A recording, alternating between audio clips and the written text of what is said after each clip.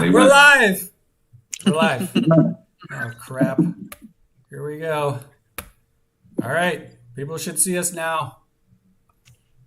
Type in the chat if you could hear us, please. Do we have audio? Hello. Hello. The final boss. And you know the rest. Because we don't want to be demonetized. Yeah, it begins. I don't hear. We can hear you. Don't say yes. Sound good. Okay. All right. It worked. All right. So this is Inappropriate Characters. And screw it. I'm Iron Man. This is the second show I've decided to show my face for. And speaking of showing his face, Venger has just shown up finally. Holy shit. We also have Job. And today we have very special guests, the Red Room, Miguel and Sylvia, who are joining us at, I don't know, it's like 4:30 in the morning where they are. So. No, it's only 1:30. Yeah. And today is a very lo-fi version of our show because Job is not in Florida, so we're doing everything much less without the usual pizzazz, I guess you could say. Yeah. Sorry, guys. I accidentally deleted my copied over OBS files, so we'll be back next month with our new one. And it's a new year. I should probably.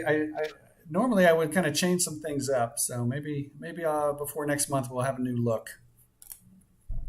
Why not? It's a good idea. All right, so we haven't really planned exactly the order of what we're going to be talking about, but there's really just kind of two subjects, right? One is our guests, and the other one is the debacle going on with the OGL in Wizards of the Coast and the various reactions to that. But I guess we should start, in case any of you don't know them, although I'd be really surprised if anybody watching us doesn't know the Red Room by now. They're the producers of the Wretchedverse series of OSR products, which they've made, I don't know, I think they're at like 70 now or something. They've made a ton of them. Last year, let's put it this way, they were way more prolific than I was. And, there was a while there when I was a pretty prolific writer, but they totally put out more stuff than me last year. And they're still at it now, apparently, because they've got new products to talk about tonight. And so, okay, Miguel and Sylvia, why don't you tell us a little bit about yourselves, whatever you want your audience to know. I'm going to let Miguel start. Okay. Because I don't want him to tell that he's being a gentleman, blah, blah, blah, and makes me talk first. No. Okay, let's start. Okay, so this started, not the Red Room. Even before the Red Room, I started last year publishing things through Postmortem Studios, Green Gems, of course. Published, I don't know, 9 books. But then he was working on a Whitechester, so I decided to start the Red Room. And 35 books since the beginning. So we started in May. So that's April. Oh yeah, April. Well, at the end of April. So that was 8 months. About 8 months. That's crazy. Yeah.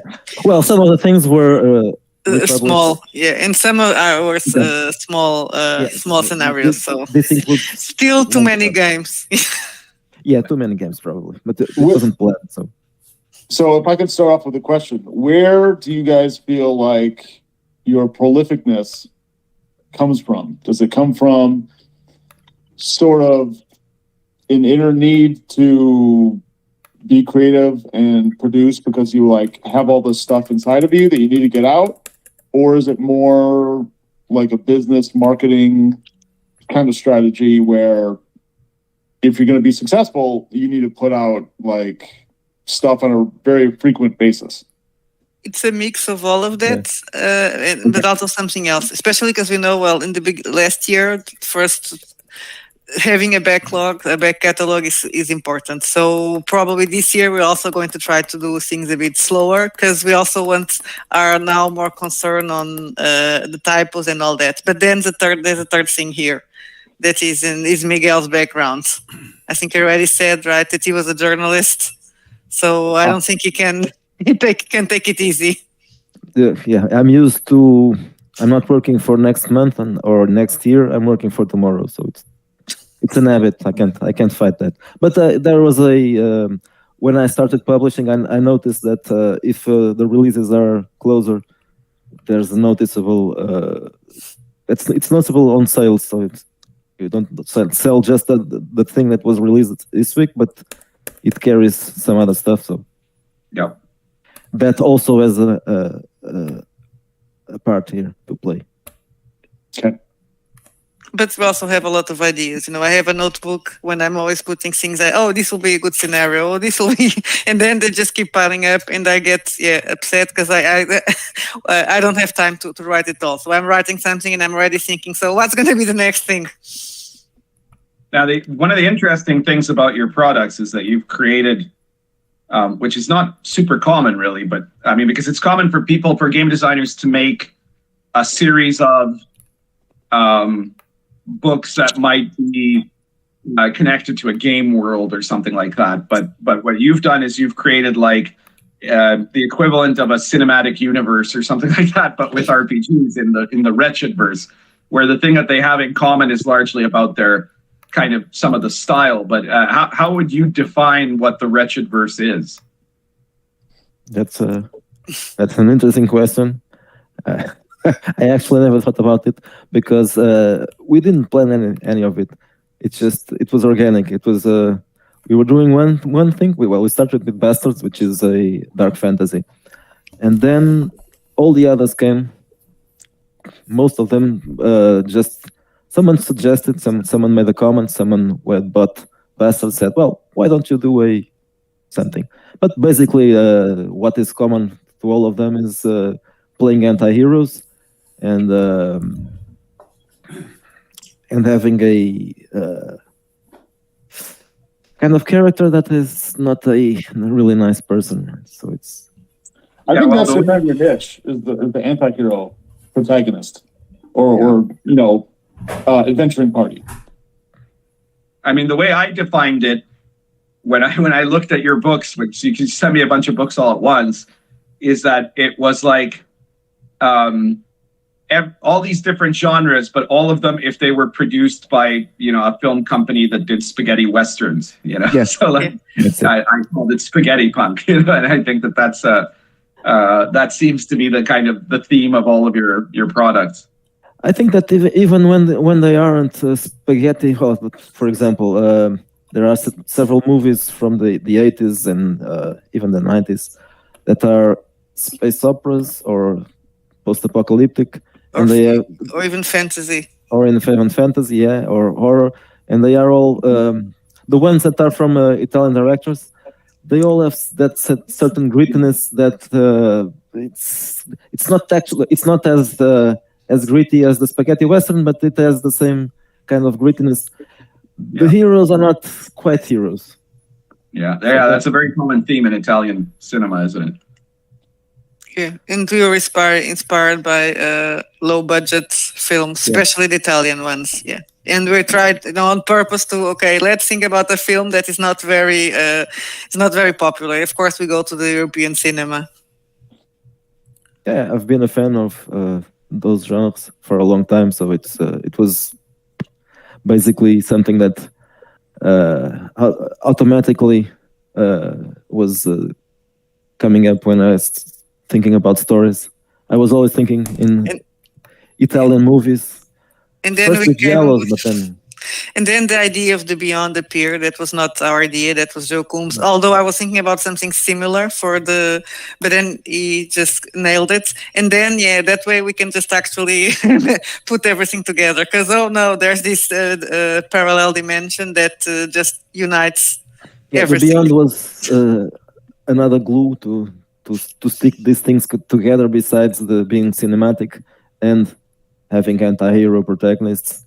Because it explains why you can travel from one dimension to another and from time to time, and there's something that started in Bastards now is appearing also in current days, or in Darkness. Wretched Darkness, we just put some of the factions that existed on the fantasy game, and of course we changed them a bit. They're not exactly the same because time has passed and they travel in time, but now they are still there. They're also there. So the connections were born somewhere else, but then were transported to other games, and they will. I bet there's actually a connection between people that love movies and then people that love role-playing games. Yeah. I mean, I know a lot of people like movies, but it just seems like people that are really steeped in the role-playing game industry or hobby are also huge cinemaphiles. I don't know if that's like a 1-to-1 ratio or not, but I would put myself in that camp, and obviously you guys. And I talk to people, to role-playing game people, about movies and sometimes TV shows, like a lot more often than I would with just like a normal person off the street or my neighbor. Yeah, most people I know that play role-playing games, even if they aren't cinephiles, they are at least cinema lovers. Most people. I can't remember any. I think I don't remember anyone I played with that didn't like movies or just casually. Well, I don't know. I'm pretty amazed routinely with how many gamers. I mean, lots of people love movies, right? Like I mean, almost every gamer I know has seen almost every Marvel movie, and they love whatever Star Wars, or if they're younger, Harry Potter or whatever, right? Lord of the Rings, all that sort of thing. But I'm always surprised by how there's relatively very few gamers who like cinema that is outside of the nerd culture of cinema. Like, because sometimes I tell people about the influence that The Lion in Winter had for Lion and Dragon, and there's a ton of people who saw that movie. There's a few more that have seen like Name of the Rose, right? But even there's a lot of gamer nerds that haven't, because it's like, well, that's not part of the nerd sphere, and then there's more that have seen like Excalibur, maybe, if they're older gamers, but it's still, I'm not super impressed in general a lot of times, because nerds tend to think, well, they read a lot of books and they think they're well read, and they watch a lot of movies, so they think that they're cultured, but almost all the books they read are like trashy sci-fi and fantasy, and almost all the movies that they watch. Yeah, I was going to say that. Or nonfiction. They tend to read a lot of nonfiction. I hardly ever read nonfiction. But I also don't read, the trashy. I used to. Now I don't, because I don't have the time.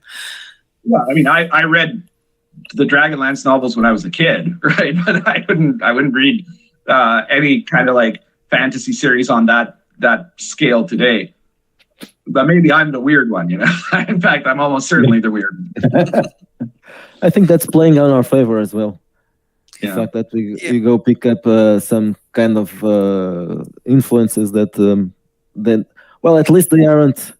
Maybe some people know them, but they aren't as right, because you're based on Lord of the Rings or even like Conan, right? Like they're based on stuff where people that will pick them up might not realize what the sources are, Yeah, and the people that know probably will like it, because someone is using this as a reference. Finally, of course, that was something that I felt.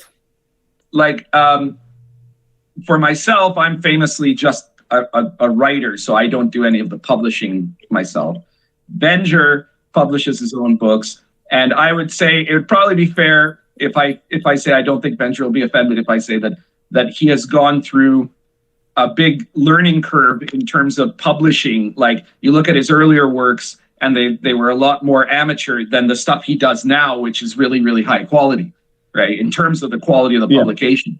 Now you guys jumped into this, but over like 10 years, so. Yeah, over the course of a long time, of course. Yeah. But you guys jumped into the scene, and like in a year, you made all these books, and the books are, like there are typos and things like that. But, they're what I wanted to ask is, do you have experience in publishing or something before? Are you doing this all yourselves, or how is it that you manage to put out these books that are of relatively, good OSR quality seemingly from out of nowhere. One of the things I'm going to say, well, Miguel is doing this full time, but one of the things I'm going to say that we're also lucky because I think he actually has a talent to do layouts and all that stuff. I had never done it, so I discovered it in a few. Well, I had some experience as a journalist. Working with the people that do the layouts. In our newsroom, the things were mixed. So the guys were doing the layouts. So I can say that I was learning something from them because I wasn't watching what they're doing, but some of the things probably rubbed off. So yeah. That's probably explains it. Like you didn't. There's somebody else to do this or something. Yeah. Well, I use Affinity, which is much easier, I think, than the other stuff. Adobe is. And you used to draw when you were kids, so you kind of probably has a bit of. You also need to have good taste, right, to do that. And if I would be the one doing it, it would be awful. I think I have a artistic sense or something like that. I can't draw anymore, but that's why I don't self-publish, right? Because I wouldn't be any good at it. So we're just not good at proofreading. I'm dyslexic, so everything that I write, it's a danger. Is always full of typos. I edit I read things several times to edit. Then I send to Miguel, and then he kind of, this is full of errors. Why are you always writing the wrong word? But it's both in English or in Portuguese. I'm a bit dyslexic, so. Luckily, Grammarly detects those things. So let's take a look at some of the comments here. First of all, there were a lot of people commenting on the fact that I'm showing up on screen. This is actually the second time. Early this year, I showed up on GM Bloodworth's channel, and he had like StreamYard, and I didn't think I was live, but he just shot me right in because I got there a little late, and so I was, and I said, well, screw it, because for a while there, I wanted to be able to protect elements of my of my facial recognition or something like that, but for a long time now, I've already been in a situation where if somebody wanted, if somebody tried to dox me, there's nothing they can really do because there's nothing that can be threatened by that, so it doesn't really matter anymore. And I was just kind of not showing my face out of habit, so I'm not saying I'm going to show my face a lot because I think I'm usually my own videos are a lot more effective when I'm showing my books or when Meatball shows up than me, right? But especially today, since there was, since Job was doing things on the fly, I said, well, screw it doesn't matter. Second, there was put it on that. Chris Miller in the chat said, "Holy S, I'm his publisher and I've never seen his face." There you go. Yeah. Well, probably never had. Yeah. Because we mostly converse on email. There was somebody, I've lost where it was now, but there was somebody that said about the Wizards of the Coast thing, it would be a good thing to see people standing up from within the company if some of the creatives resigned in protest to what Wizards is doing. Well, there's one little problem with that. There are no creatives left in Wizards of the Coast. There are a bunch of mediocrities, but there's nobody actually creative working for them. So these are all people who are they know that they either keep their jobs at Wizards or they end up working at Starbucks. They're not people capable of producing things for themselves. So you're not going to see any of those people breaking out in revolt. It's just not going to happen. I've said that too, on the show in the past that, since I lived in Seattle, I knew a lot of WotC people, former WotC people, and they've all said, I'm not going to say who said what, but they've all made the statement basically that the people left at Wizards, after like the 4E, like how they just, decimated the R&D team. They were every single person was like, the people left on R&D are people that are good at keeping their jobs, not people that are good at design. Totally. Lord Mateo says, I got into Giallo film because of the Red Room. My wife doesn't get it. LOL. Hey, that's great. If you are introducing people to that style of cinema, like Giallo, through your work, that's like a bonus. So you're doing like a public service as well Yeah. as entertaining. And They should thank me, the Giallo guys. they should. And Giallo should thank you too. If We anybody should still have wants to lie. the Oh, JB right. Whiskey should give us Johnny a Depp. sponsorship. Gin. Yeah. Yeah, because it appears in all Giallo movies. Sad Wings Raging says Meatball is way cuter, presumably cuter than the RPG pundit. Yes, that's true. That's why I prefer to see Meatball show up on camera. You know? What else have we got here? Judd Goswick says, if you're making changes, how about Venger stays up late? Oh my God! Shots fired. Don't Chris make me Miller says, use I this. love those movies too, pundit, but then I'm a historian. Yeah, well, historians, we have different tastes than most normal people, don't we? Rational Ginger says, controversial opinion. Dragonlance novels are overrated, and I don't know how it is popular. I read the trilogy in college and couldn't tell you a single thing that happened. Yeah, well, no, There are it's not high literature, I've got to say, you know, like, it's basically another Tolkien clone, and you know, it's got a few clever elements, and it borrows some wacky stuff from Mormonism, but you know, it is not, you know, you're not reading Beowulf or something.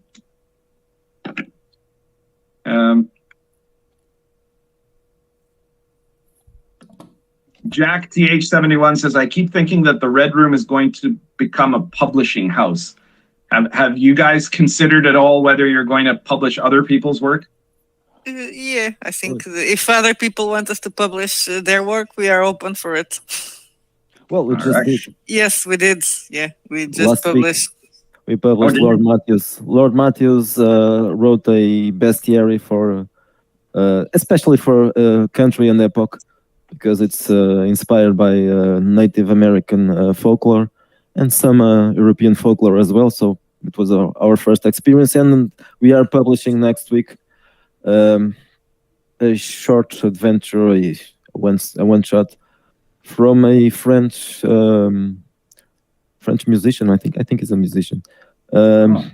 He bought Epoch a while ago. He wrote a review, and he read it when I don't know if it was. I think you read it even before it was published, because you sent it to him, because you already we started talking to him in the cult group, right, in Facebook cult group. Yeah, he's a horror game fan, so and since it was a French game and he's French, so there were some French words there. I was checking. And it was good. He didn't say no. Yeah, he didn't vomit. This stupid Portuguese. Go clean the house. More comment here. Jack TH71 says, I think Venger's quality shot up with the Chalt. Yeah, I think that's probably a very accurate statement. Yeah. I was Aaron inspired Schuler- by one of the people that cannot be named, the Zach S guy. I was like, if that guy can do it, then by golly, I should be able to do it too. There you go. Of course, James Rogge too. I was like, ever since I bought the hardcover of Carcosa, I was like, one day I'm going to produce something that's like this kind of quality, because that's fucking awesome. And so yeah, I was kind of like leading up to that dream little by little, year by year, and then I finally made it when I hit Chalt.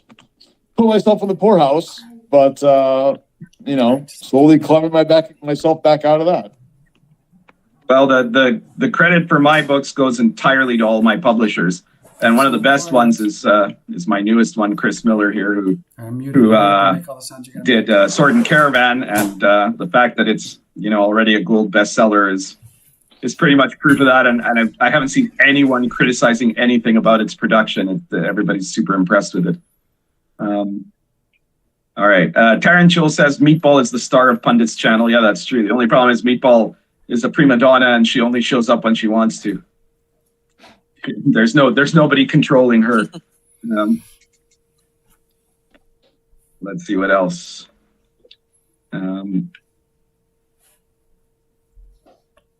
Judd Gossip says, Benjamin the Sack we deserved all along. You guys, if you have questions for Red Room, you know, go ahead and put them in the chat. And even if we're talking, you know, I'll log them in the background, and we can bring them up. Malik, it's not hard to be better than Sack just don't be an asshole. Yeah, there was some time ago that someone was comparing us to Venger and to Lamentations as if it was a bad thing, and we were like, "Oh, good, Oh, really? Said, we come third, we come yeah, we third, came in something third like that," place. and we were like, "Well, that's great." That's right. As soon as You're complimenting that us. started happening, the comparisons to like me and to the other people, and you guys didn't like recoil and clutch your pearls and be like, "Oh my god, I'm nothing like Venger." Ugh! I knew that you guys were cool, and that we probably had a similar vibe, because a lot of people come out of the woodwork to rip on me, and I've kind of been the poster child for edgelord exploitation, like bad person, the whole whatever supremacy.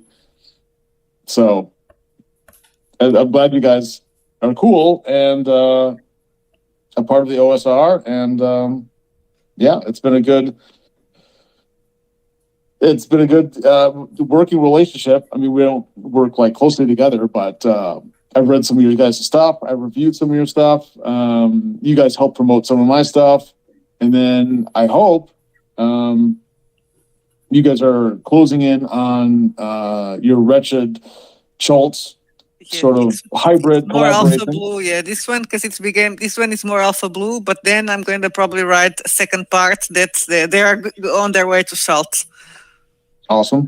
Cool. It's probably easier to cross over with Alpha Blue than Chalt, because Chalt has that strangeness over it. Yeah.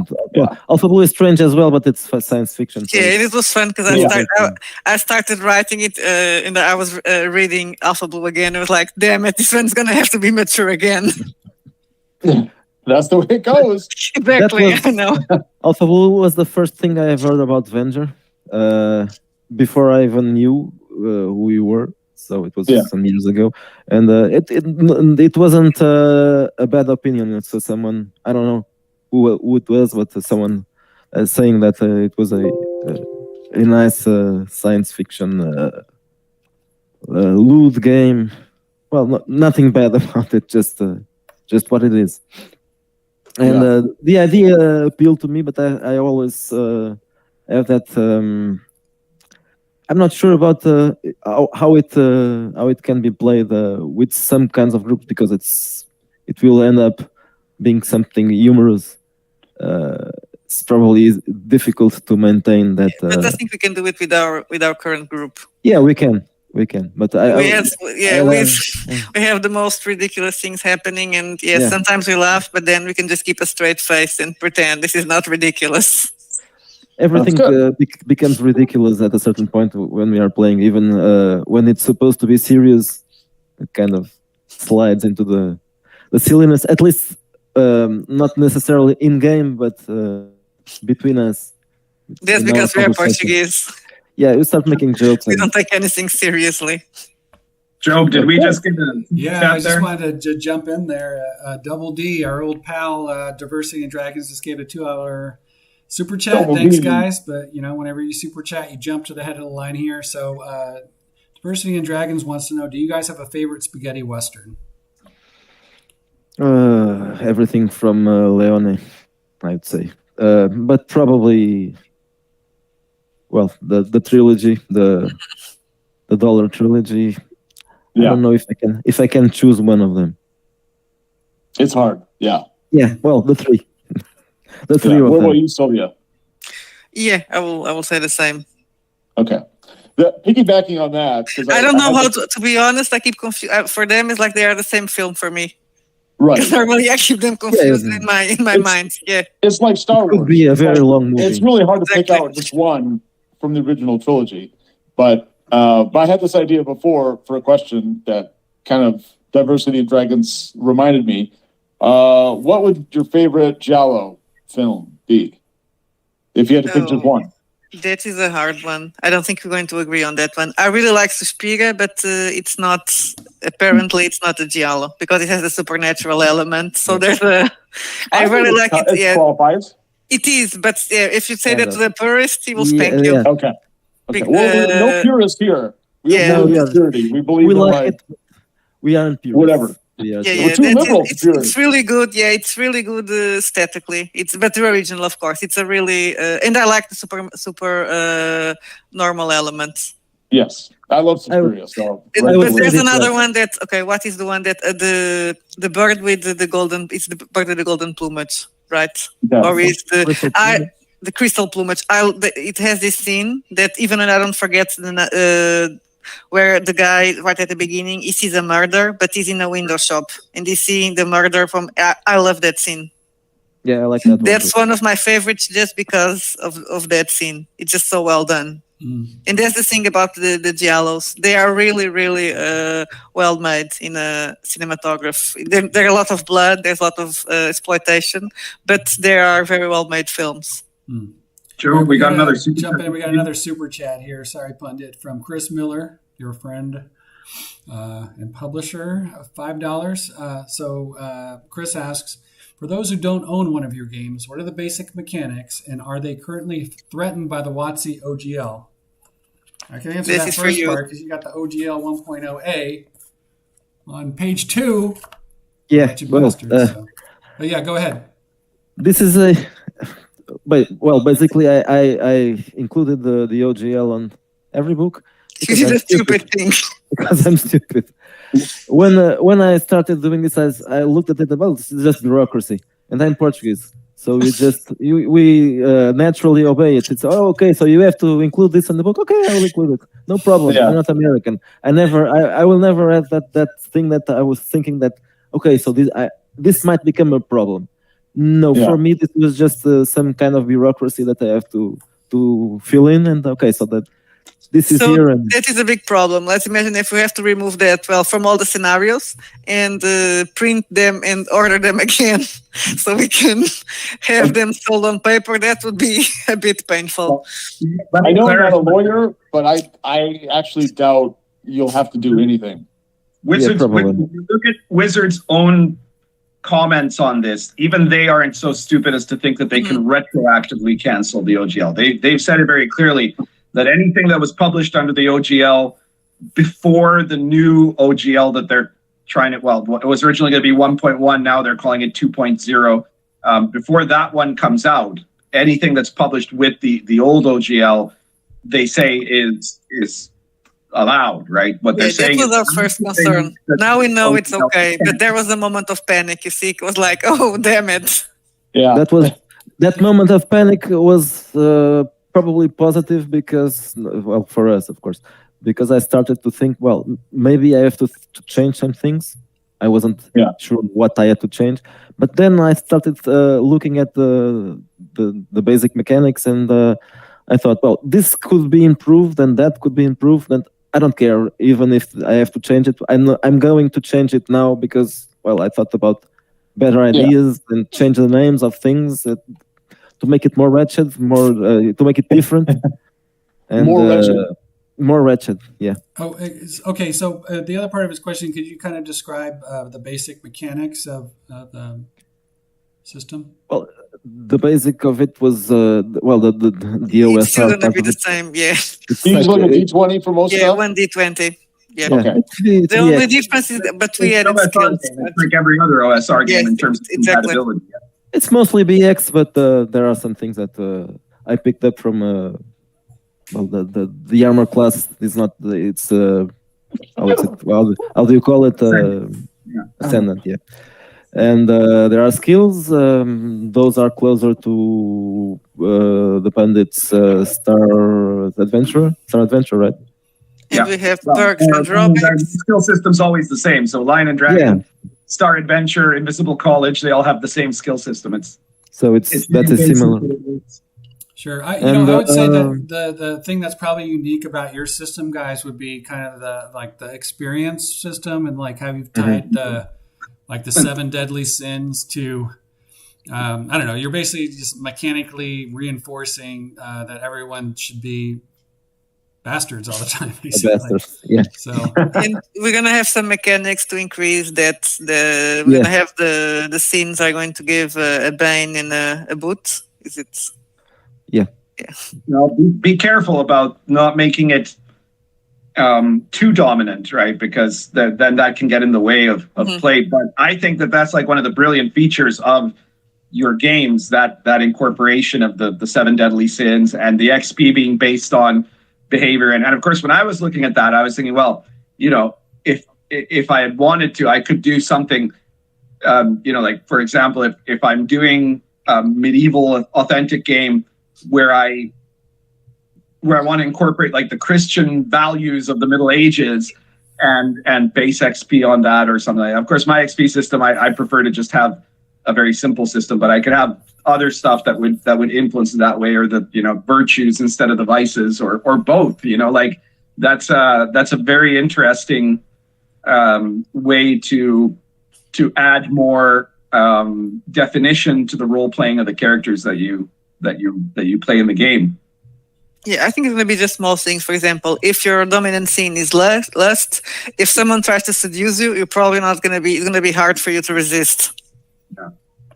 Well, I mean, one easy way to do that would be that if you're encountering some kind of temptation based on one of those vices, you have to do a saving throw to avoid succumbing to it, possibly with modifiers depending on how dangerous it would be for you to succumb to it, right? That's how I would do it anyway. And, I've done stuff a little bit like that with some of the magic, like charming magic and things like that in the medieval authentic magic system.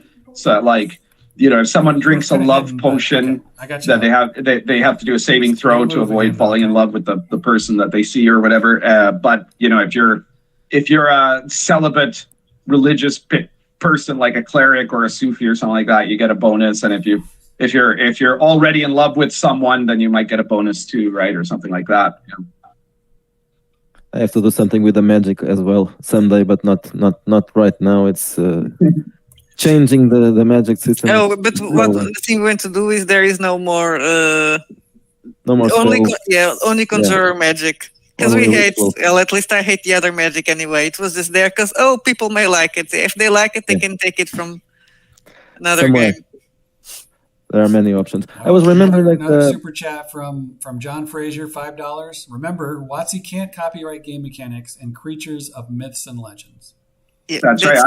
I'm very happy that every single book I have, right, because of the medieval authentic theme and whatever, I don't use any of the D&D spells anywhere, right? Like my magic system's it's never been the Vansian magic system. And all the monsters I have are not in any way something that anyone could claim to be proprietary, because they all come out of, myth and legend. I haven't used any of their monsters as well. I don't like them that much. Yeah. Those. And they don't go very well with dark fantasy. Yeah, that's the general Jello monsters and all that doesn't work. Okay, well, forgive me if this is a bit. I don't know if maybe it's something you don't talk about it, but I think people are curious. Are you some kind of couple? You're like a game designers, and you're also a couple or something? Yeah. We are in the same room here. Yeah, I knew you were. There's another thing why. Yeah, that's exactly another thing why we hide. Because I would like the people pretend that we are rich with all the money that we are making from role and we have a big house, and now we are not on the same room. So I've read a bunch of your stuff, and you're both a couple of sick puppies. So which one of you is the sicker puppy in this relationship? Probably, I think I am sicker than she is. I don't know, maybe. In terms of role-playing games, at least I am. Yeah. I started. Okay. All right. We also got. I'm the more disturbed one. Sorry. Most of this, I don't know who of us is the edger lord. We also got a question earlier up in the stream from Jack71. I hope I'm saying that right. He asks, "Are we going to see more nunsploitation adventures from the Red Room?" We're not sure, but I have something on my to-do list that is a hexploitation that should take place in a boarding school for girls. So you're gonna have that sexy boarding school and hex. The Western version. My goodness.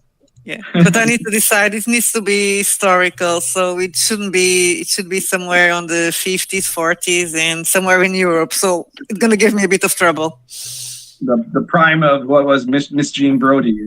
Yeah. Something like that. So it's not an exploitation, but Is my sound working? The cat attacked me now. And... Yeah. Now we can hear you. I got a question in the live chat for me here. It says, I'm curious as to why the Sufi class in Sword and Caravan is more like a cleric than a magister. I thought Sufism is more like a mixture of religious monk and a magician. No, Sufis in the Muslim world, they're technically they're a sect of Islam, right? Just like the Sunnis and the Shiites, but there are Sufis that identify as part of the Sunni sphere and some that identify as part of the Shiite sphere. But Sufis were, they were a religious designation, right? They're mystics. There were, of course, a lot of magicians in the Islamic world. Some of whom were also, religious figures that were, religious scholars, or, some maybe that were Sufi scholars or things like that. But Sufism is definitely, if there's an equivalent, it would definitely be to like a monk or a cleric, Anyway, so we may be getting a little bit early into the shill section here, but we might as well get to that now. And so to start with, what is the next book that what's the latest thing that you had come out or that is about to come out? And then what are you planning for after that? Our latest biggest thing was Wretched Darkness. It's our game that we took a little longer to do than usual. So a couple of months. Yeah. What's the gist of it? What's Wretched Darkness about? So it's a mix of horror and dark urban fantasy. This was a plan that we had. The Wretched version, is that what? Yes. Oh, this was a plan we had since the beginning. Even before we started, I was planning on doing a horror game. And I can say because we were fans of cults, the old cults, and the new one, sex. So they're more like cults maybe than vampire. Yeah, or something. yeah. It can also be work for vampire. When like Miguel, you can continue. Then I will interrupt you later. That's the part that she's. Yeah, exactly. She added into it. I added the World of Darkness because I like vampires, but not the glittery ones. Yeah, I started with the basics of this game is the idea that this is the Clive Barker's role-playing game. Yeah, an official role-playing game. The horror, but also the dark fantasy from Nightbreed or Cabal. Is there also a TV show that maybe people would know that it kind of fits that genre? Like, did you base it off? I heard you list a couple of movies, but did you base it off any TV shows or were inspired by those kind of like dark urban fantasy or horror TV shows? I'm trying to remember. Well, to be honest, when we were doing this, we were watching X-Files and Millennium. Mm-hmm. Okay. Also because we wanted that 90s vibe. Yeah, the book itself has I tried to give it a 90s look. I'm not really sure why. Probably because I associate Clive Barker to the 90s.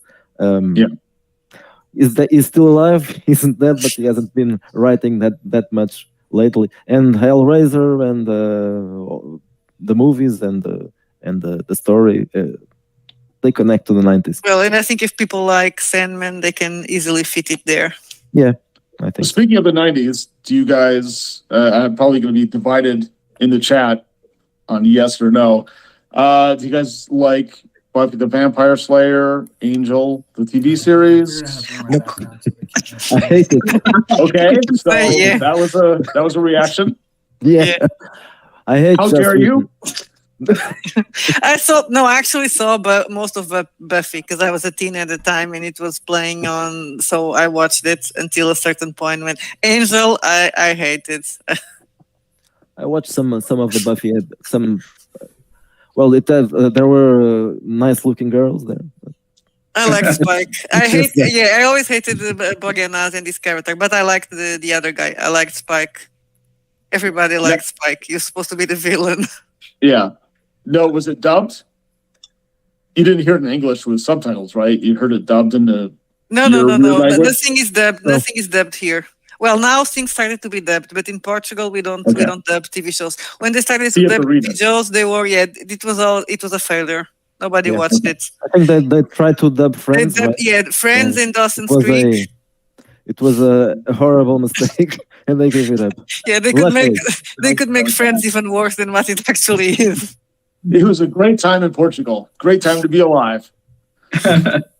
So some comments here. Jack TH says Wretched Darkness is an excellent horror game.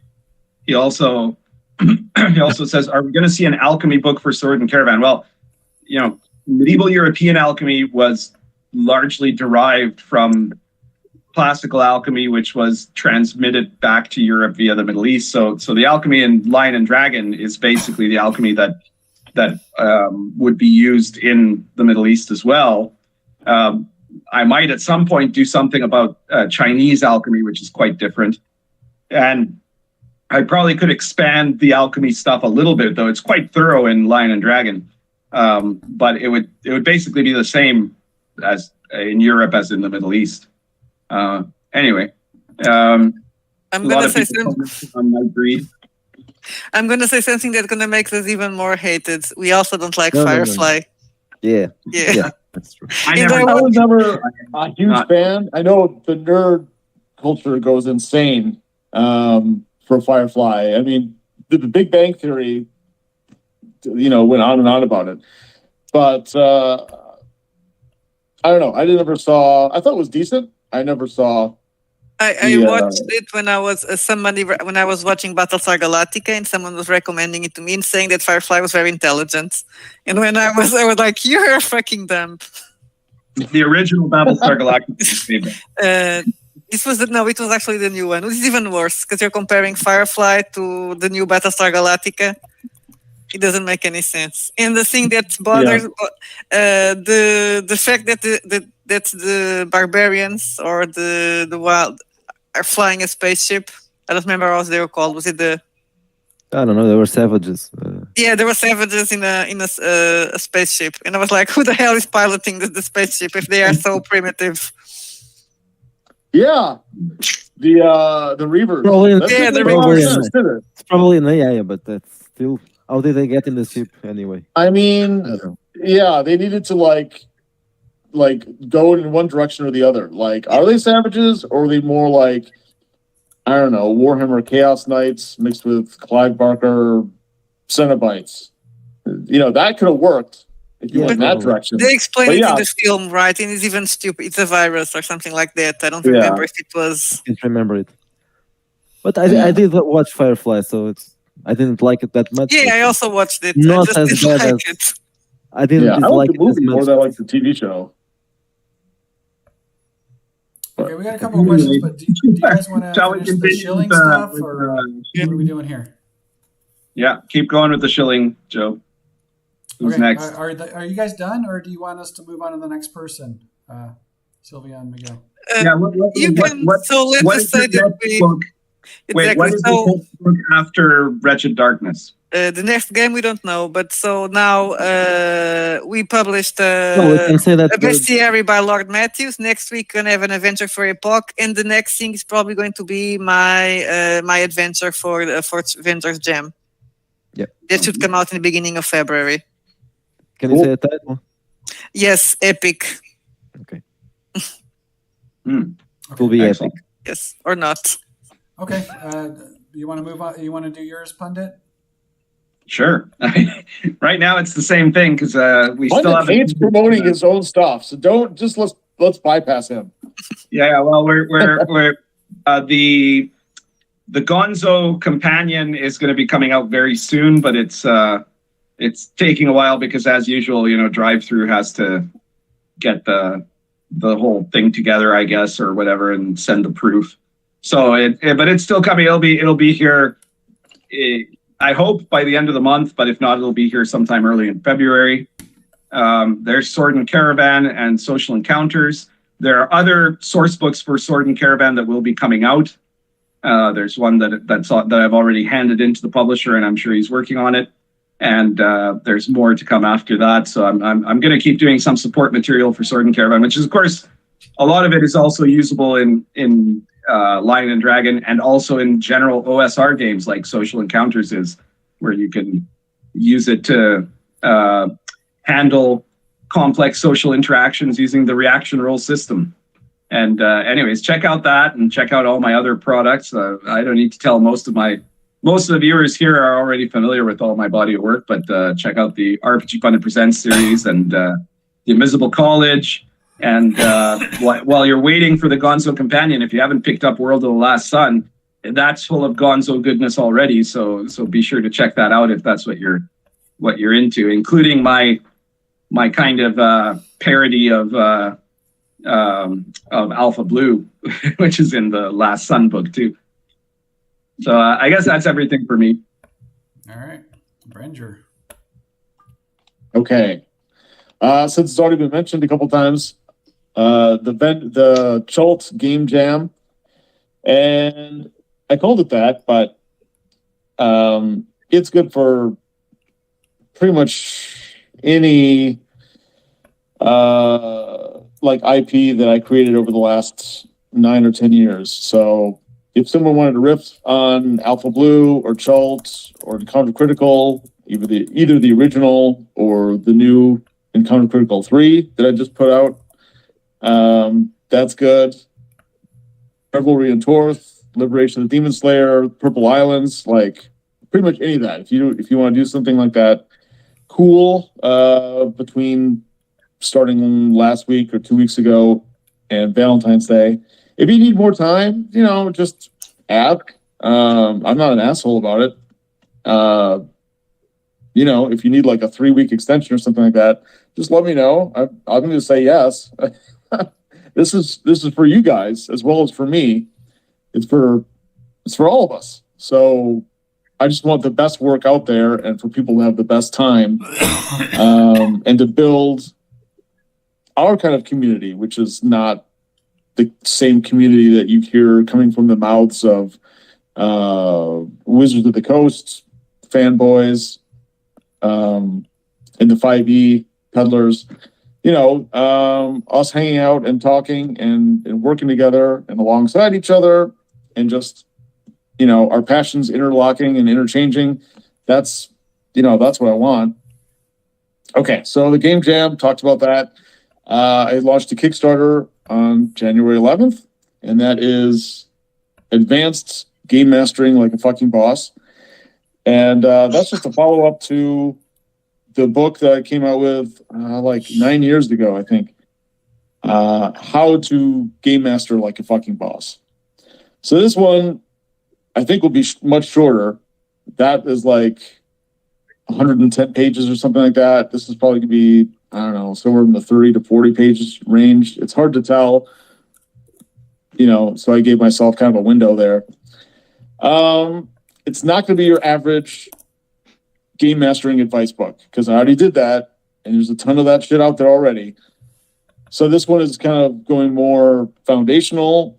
It also goes into like other weird aspects. I was probably maybe a tiny bit inspired by Job and his book of Antitheses, because it talks about occult things and sort of more of a spiritual dimension to role-playing games.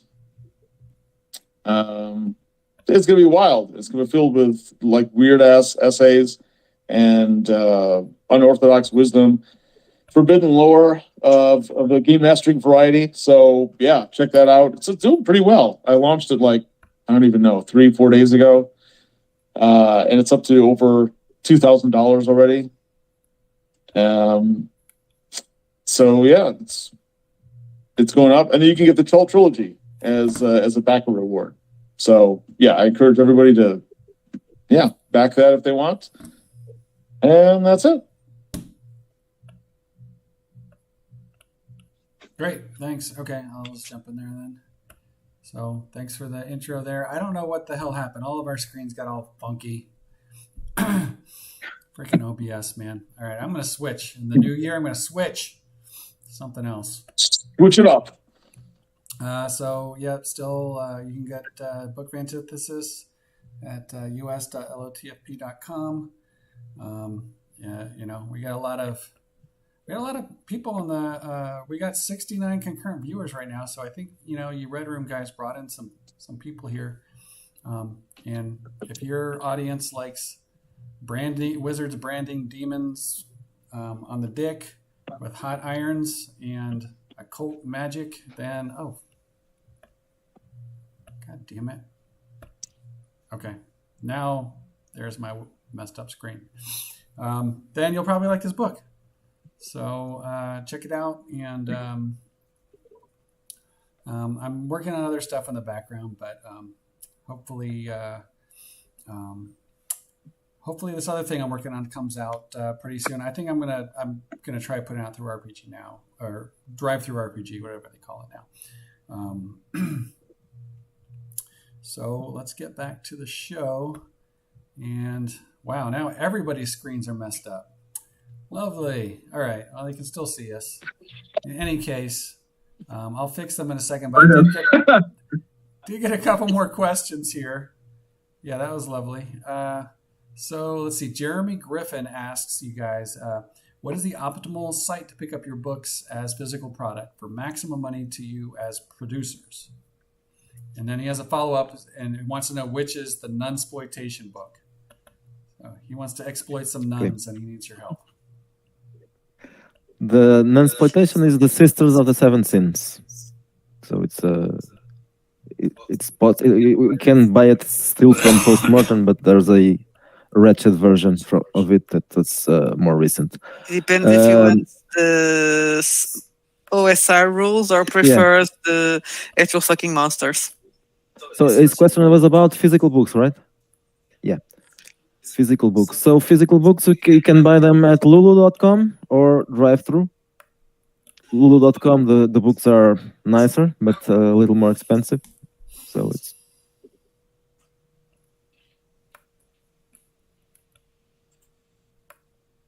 Thanks. Okay, thanks for that. Are you laughing at my production? Yeah. It looks funny. Or fun. Joe's having some trouble with the screens, it looks like. What the hell is going on? Oh my It looks like a puzzle. I'll fix it in a second. Yeah, and I'm just saying, we don't have the books at print. Judd is talking about Big Geek Emporium, so we don't have them as print on demand on Big Geek Emporium, but you can get, if you want to make the PDFs, you can get it there. We're still at it. Anyway, Big Geek Emporium prints through Lulu, so it's basically the same thing. All right, let's switch to the next topic of the evening, which is, of course, the whole OGL debacle. OGL. Oh, we can't hear you, Pundit. Pundit. Oh, you can't see me. Your ear. Yeah, we can't hear you. There you go. I can't hear you, Pundit. No, we can't. Wizards of the Coast. Sorry? Yeah, we can I hear think you it's now. Can't hear me? the connection. Can you hear me now? Yeah. Yeah. Can you hear me now? I don't know. Yes. That was weird. Yes. I didn't touch anything. All right. So we were talking about Wizards of the Coast had a leak of their proposed OGL 1.1, and it was pretty awful, and everybody went nuts about it because they were and still are planning to cancel the OGL 1.0, which a lot of people, including Ryan Dancy, who created it, say that that's not actually possible, that they can't cancel it. But they're planning to replace it with an OGL that would give them a 25% royalty on games that made over a certain amount of money. They would get to be able to publish anything that somebody who did a game under the OGL, the new OGL, wrote without having to give anything to the person who wrote it. They were reserving the right to cancel anyone who had hateful content, whatever they define as that, and general crap like that. So there was a huge outcry. I did 3 videos about it, and one of them is probably the biggest viewed video that I've ever made. And it was really interesting because it brought together people of almost every stripe in the hobby, right? Like I never would have imagined that you would see, some of the biggest like woke activists in gaming having exactly the same position as some of the most base conservative gamers out there. But Wizards' hatred of Wizards managed to unite everyone. And of course, recently they've put out an official statement where they claimed that this OGL was not actually, it was just a rough draft, right? Which is, everybody knows that's bullshit, because they had actually sent that contract over to Kickstarter, and Kickstarter said that they'd gotten it and that they were negotiating for a lower royalty fee and all of that sort of stuff. So it's obvious that was exactly what they wanted to put out, and then they panicked. In the video that I put out about my warning to Hasbro investors, I actually got contacted by several people who are Hasbro investors, and quite a lot of them were saying that, they're not going to listen to people on social media saying, "Oh, I'll never buy another 5e book." But if you cancel your D&D Beyond subscription, then that's going to really hurt them immediately, and so they're going to panic about that. And indeed, they did, because we've had reports over the last day or two that there are people that are trying to cancel their subscription, and there's some kind of a glitch that means that they haven't been able to do it. Right? They're claiming it's a technical error. So they're up to all kinds of shenanigans. In this press release, they said, well, all we wanted to do was stop hateful people and prevent, this is the best part of it, I think, and prevent big business companies from interfering with the hobby, right? They're the big business company interfering with the hobby. It's obvious, right? So all of this was just, totally ridiculous. And it was quite remarkable. They obviously didn't learn their lesson, because the reaction to that statement was also pretty much universally negative. And at the same time, Paizo came out with an announcement that they're going to do their own OGL, which they're using the hashtag OpenRPG, but the name of the OGL is going to be the ORC, which somehow manages to stand for Open Role Playing Game License. But anyways, they've come out with this statement, and several other companies have kind of joined behind them, like Chaosium and Green Ronin. And a lot of people were celebrating that and saying, well, this is just great, However, the thing I want to point out is that these are some of the most woke companies in gaming. They're all the, Seattle woke crowd. And a lot of them are probably much more true believers than the suits, the Microsoft suits now working for Wizards, right? Like Wizards in its statement said, the very first thing they said is, "Oh, we want to stop hateful and bigoted content," right? So they made a shout out to the virtue signalers, hoping that they would get the woke people on their side, but it didn't work because nobody believed them. But it made it really obvious that Wizards doesn't give a crap. The people at the executive level don't give a crap about, woke virtue signaling. They're just using it as a weapon. But the problem I see is that with this open RPG license, with the companies that are involved with it, is we still don't know what it's going to look like. And so I think a lot of people are cheering kind of prematurely about that. And there are other options. I think Kobold Press has said they're going to do an OGL that they're going to call Black Flag. And I have a bit more confidence in them than I've had personal experiences with a lot of the people in the companies that are supporting the ORC license. And, some of them have tried to cancel me. Hello, Nicole Indras. I really think gamers need to be kind of cautious about this, because in particular in that release that Paizo did on Twitter about what their plans are, they were answering all kind of questions, but there were a bunch of people who asked the question, will your OGL have a morality clause? Will it have some kind of a censorship clause for people who are, who have the wrong politics. And Paizo notoriously didn't answer that question at all, right? They were just skipping it. So that to me is a big alarm, and I wanted to mention it to the audience. So, be careful, because until we see what their license looks like, don't assume that they're actually the heroic saviors of the RPG hobby. They might. Hang on. I want to say one thing. I think that's fantastic that they at the very least, didn't say anything, because 2 years ago, Pathfinder, without skipping a beat, would have been on the woke side and the censorship side, and they would have said, yes, absolutely, like 100%. Like they wouldn't even have to like meet about it or do their like hive mind melt thing. Except that I think that they're not saying anything about it just because right now they want to get all of this huge wave of support, and they know that as soon as they do say something about it, then there's going to be a lot of debate about it, right? And so I don't think it means that they're not going to have it. I think it means that they're trying to hide it. Absolutely, and that's the metric that I'm going by. I don't want them to show me their personal convictions.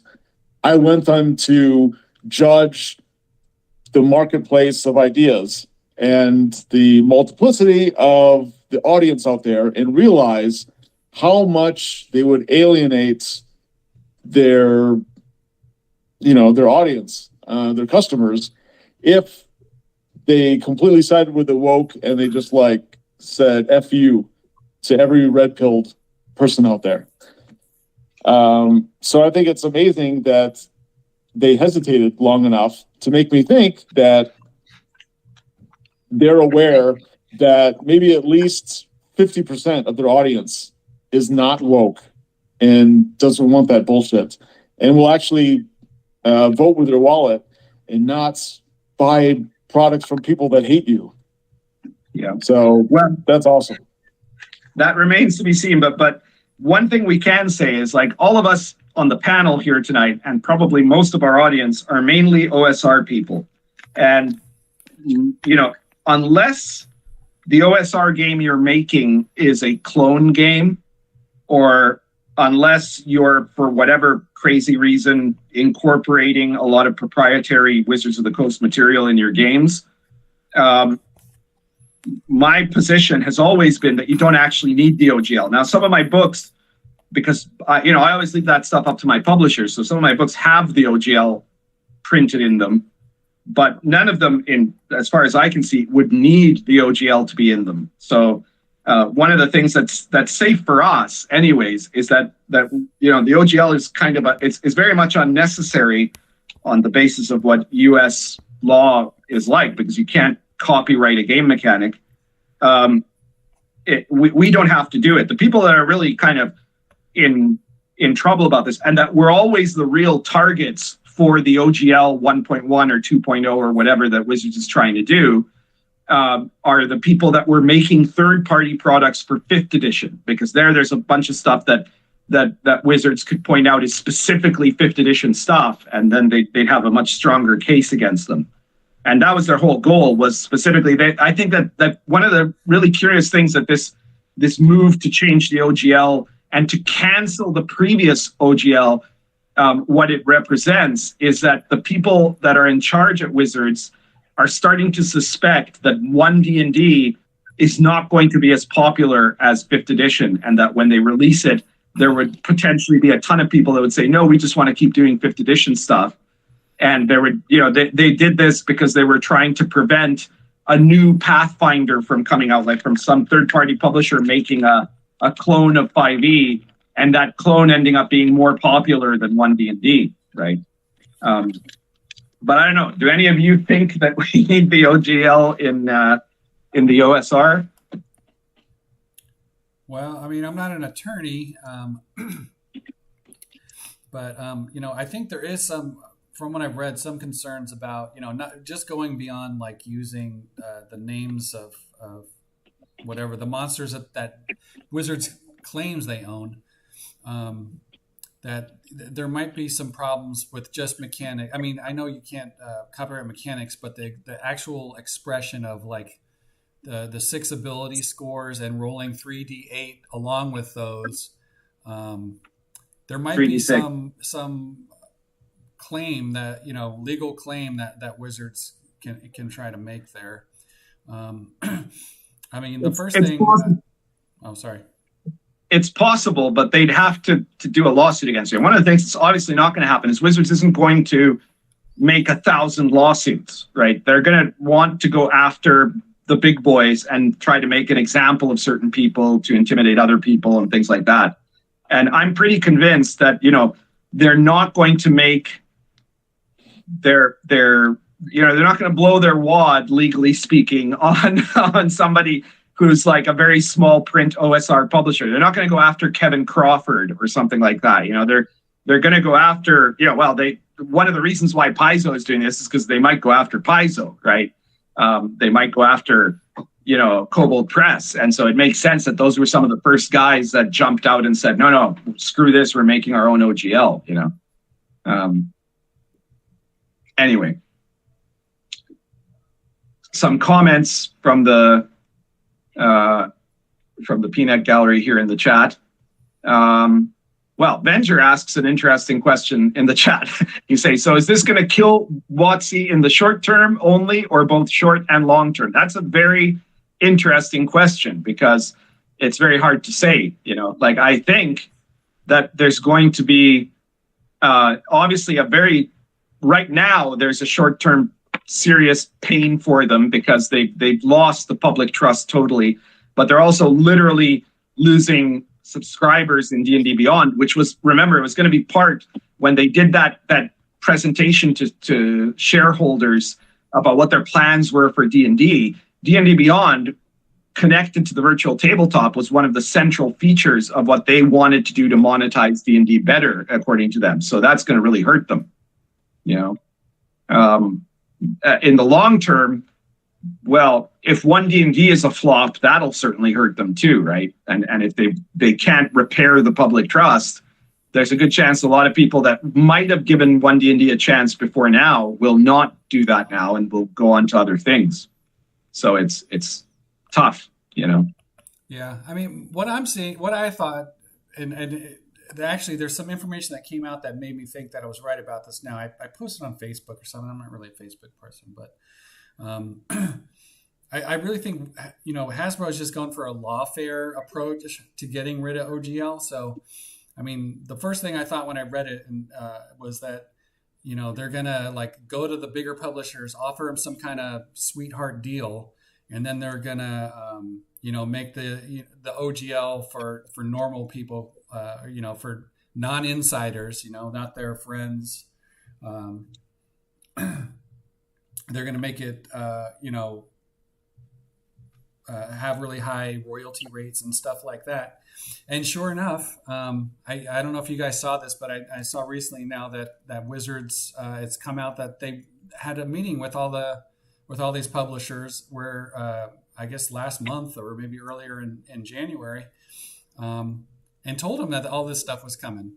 And they did offer them all sweetheart deals to try to get them on board with this, because if Hasbro can get all the larger publishers out there to not try to fight it and just go along with them, then you know, they're going to get rid of the OGL by just, you know, punishing small time publishers until people are just like, oh, I'm not going to mess with that anymore, you know?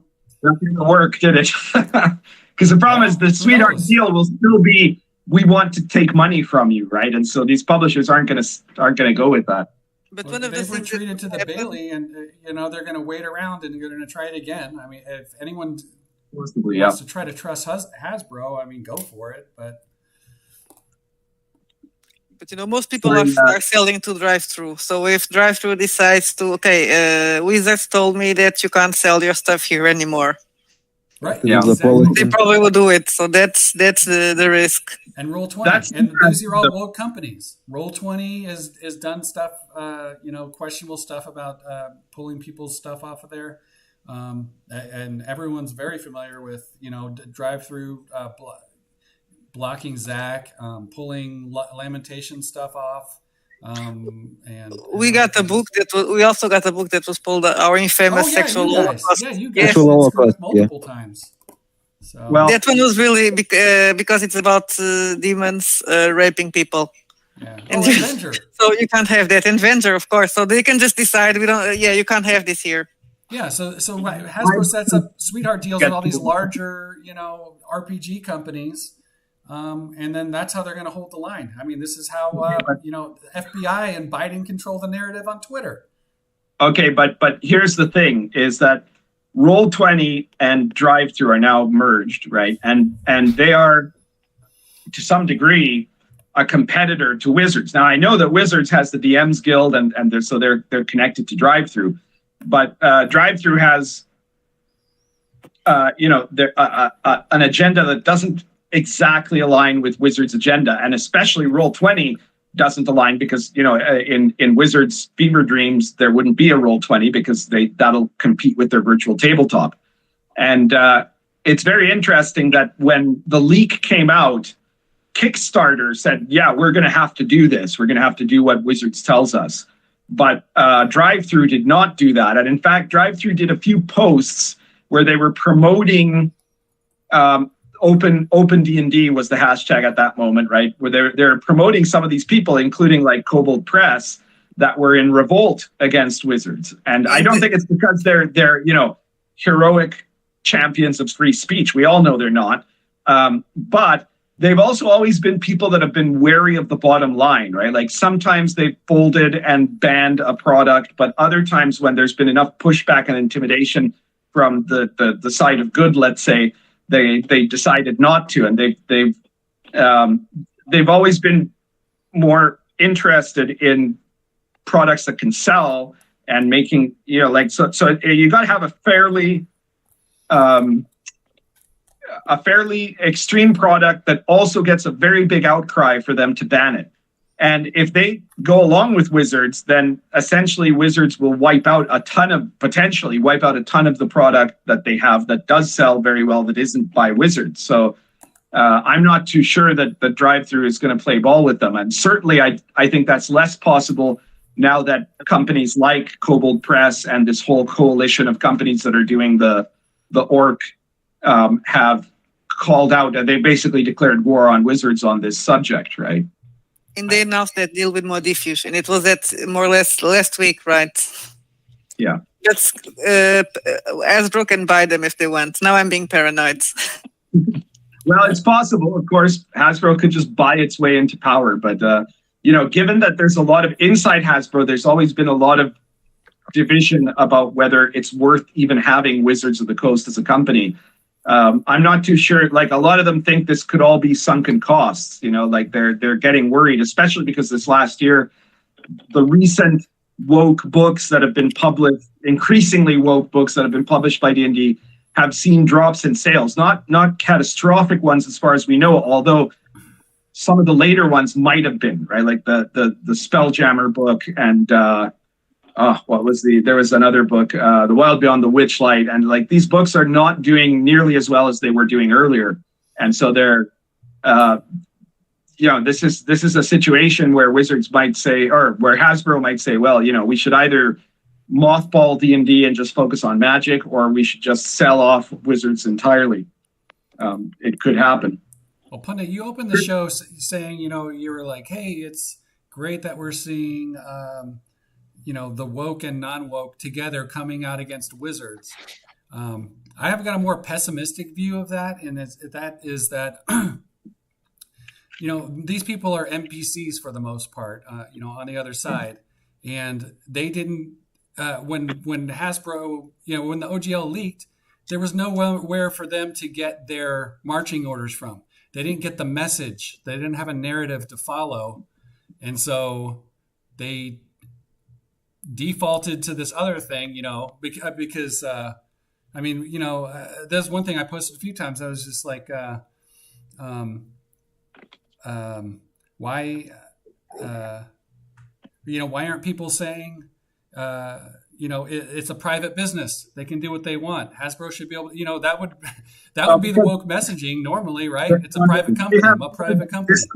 Like Wizards tried to invoke wokeness, but the problem was that because they were going after third-party publishers, and a lot of the RPG wokeists take their marching orders from these like petty little superstars of story game design and stuff like that, who are all angry at Wizards about this. They smelled blood in the water and said, no, we're going against this. Now, where you are seeing that there is now the beginnings of a division is with the Orc and this open RPG license that they want to make, because a lot of the people in the kind of free speech side of RPGs have said, well, why are they not saying anything about a morality clause or not, right? Why aren't they saying there won't be one? And then I've seen, including in my latest video in the comments, you've seen the woke people now start separating and saying, no, this is great. This is what they should do, And so like they want the wokeness. They just, fundamentally, because they always want to destroy hierarchy, right? And Wizards is at the top of the hierarchy. They would much rather fight against Wizards while still fighting for wokeness, Chris Miller in the comments says, Pundit is right, Paizo could be forming a new dictatorship even worse than WotC. Rational Ginger says, I think Paizo made a strategic decision to capitalize on Wizards' stupidity. If it works out for the hobby, well, all well and good. Oops, I've lost track of where I was in the comments. Here we go. Yeah, the Paizo and the Kobolds they're fighting for the one ring of wokeness, and as soon as they get it, they're going to be they want to be the ones that are giving those marching orders to all these people. It's ridiculous. I have a bit more faith in Kobold Press, and they're not they're doing their own thing. They're not in the they're not backing the Orc. But I do have some interesting news about that, which I'm going to talk about in a second here. But I'm just going to look through the top chat here. So Chris Miller again points out, no, we don't need the OGL and the OSR. Just drop the agreement text, stop using some monster names, and don't use WotC IP place names, etc. Precisely. Then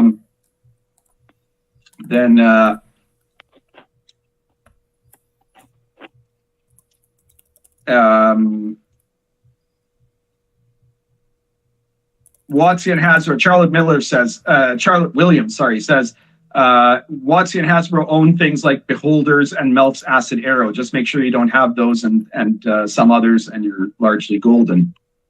I got a funny story about actually Harold Johnson. He wrote one of the Slave Lords, and he's an old TSR guy. He used Beholders in some stuff he was selling at GaryCon and had big posters and everything of them on there. And I was like, how are you doing that? And he was calling them Beholders or some Beholderoids or some crap. He told me that WotC really doesn't own Beholders, that Terry Kuntz, Rob Kuntz's brother, made them up, and that TSR just borrowed them and just ran with them. That's interesting. So I didn't know that. I don't know if that's true, but if someone knows Harold Johnson or the TSR guys or Rob Kuntz or Terry Kuntz, we should try to get Rob Kuntz on here. I think he's kind of based. Yeah, that'd be great. John Gus says, this drama has also hit mainstream news sources and stock prices may now be affected starting on Monday. Yeah. Mm-hmm. A lot of people are also saying that, if Wizards keeps trying to stop people from unsubscribing from D&D Beyond, that could have legal ramifications for them too, You can only pretend it's a glitch for so long. Yeah.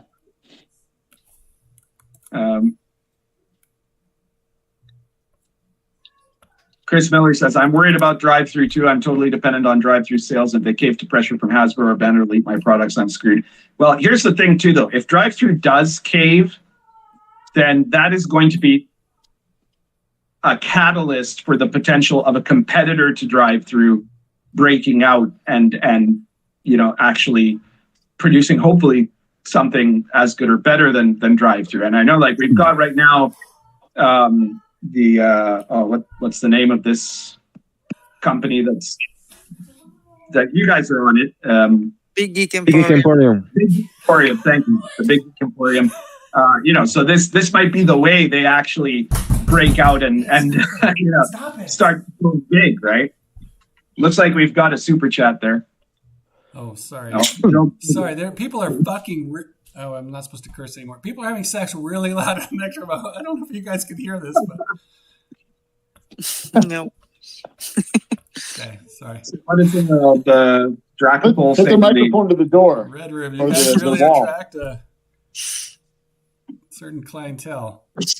We had a $10 super chat from Dracopol, and he says, "I hate to say it, but it's the non-OGL, non-OSR, non-D20 games that will pull ahead basic role-playing, 2D20, all those. Wotsu will hate that sort of diversity." Well, it's certainly an opportunity for them to come back. I pointed out in my video that the genius of the OGL was the network externalities, as Ryan Dancy called it, which is that if the top seller is D&D, and then you have like the second, third, fourth seller are things like World of Darkness or Chaosium or whatever, then there's a competition between incompatible products. And so D&D loses more that way. But if the top seller is D&D, and then the second top seller is the combination of all the third-party D20 products, let's call it, then all of those products being compatible with D&D, it means that they might still be able to draw in that same crowd to buy D&D products, which is why 3rd edition and 5th edition, which were both under the OGL, did better. Because essentially you have almost everyone playing some variant of D&D rather than playing these games that have dice pool systems or whatever else.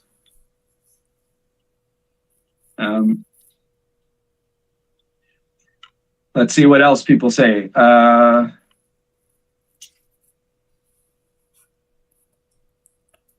I got some old questions too, if we need some.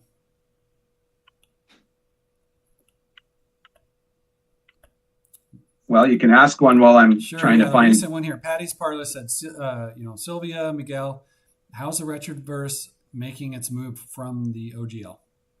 You guys talked about that? Yeah, well, the next book will be a generic book. It will be the start of the next step. Eventually, when the 2nd edition comes, I'll probably have a generic book, and the rule books will, instead of having 7 or 8 rule books, there will be campaign settings, not game settings, not rule books. So I will at this moment I will just start changing a few things for that generic book. So I'm going to change whatever it needs, and a little more than we really need to change. I don't think we have to change that much.